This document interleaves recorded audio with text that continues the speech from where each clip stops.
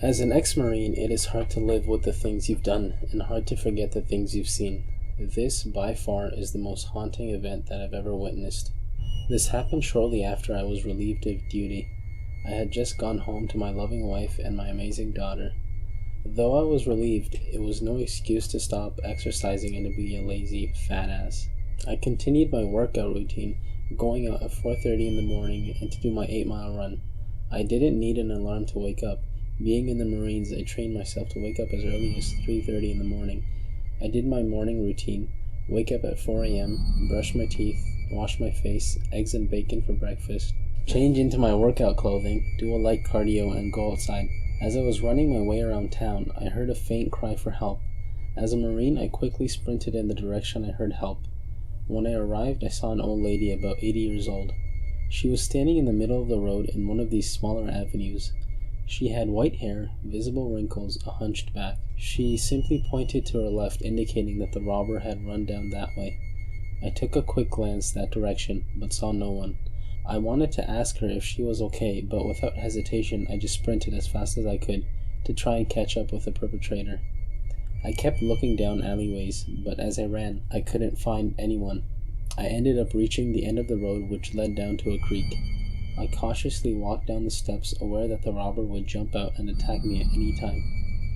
The trees had blocked out the moon. There were no streetlights or lamps.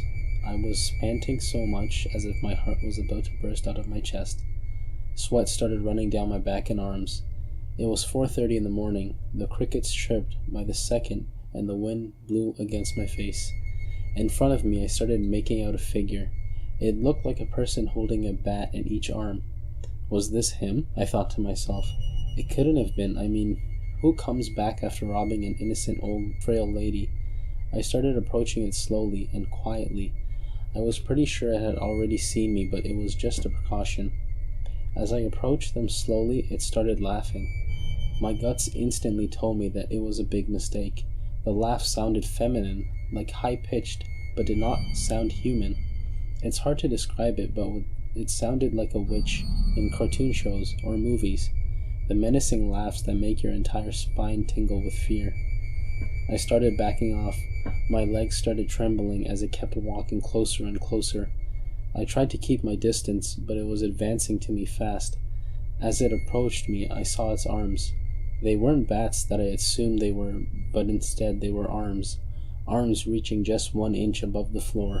I started dashing up the stairs. I quickly looked back only to see that it was chasing after me. My legs slipped off my step and I felt hitting my left knee.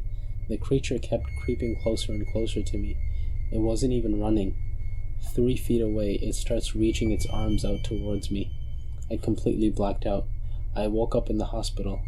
I had forgotten everything that happened until the nurse came in.